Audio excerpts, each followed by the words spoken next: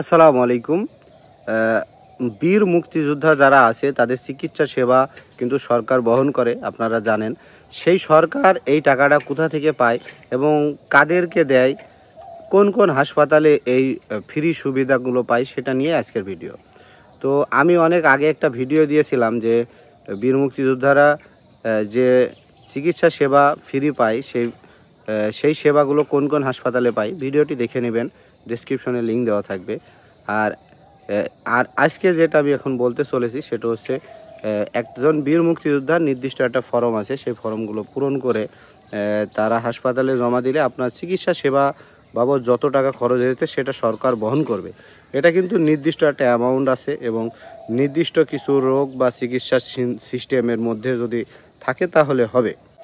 এই টাকাগুলো সরকারের আসে, যে সরকারি যে ইজারা আছে, মানে হাট বাজারের যে ইজারা নেয় সরকার, সেই ইজারা থেকে 4% মুক্তিযোদ্ধাদের চিকিৎসা সেবা বাবদ বরাদ্দ দিয়ে থাকে। এটা কিন্তু একদম নির্দিষ্টভাবে একটা বরাদ্দ করা আছে, সেখানে আপনি চিকিৎসা হবেন এবং আপনার ছাড়পত্র সহ প্রয়োজনীয় কাগজপত্র জমা দেবেন।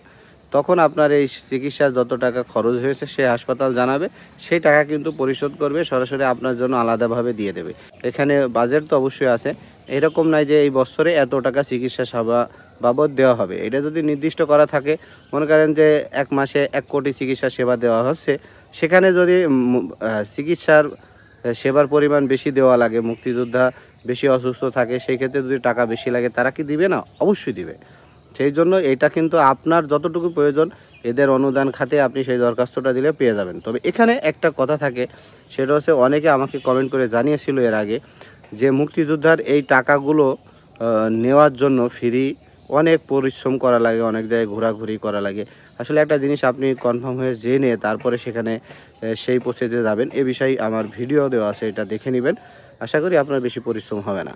তো যাই হোক, এই ছিল মুক্তিযোদ্ধাদের চিকিৎসা সেবা ফ্রি বিষয় ভিডিও। যদি ভিডিওগুলো ভালো লাগে অবশ্যই লাইক কমেন্ট শেয়ার করবেন।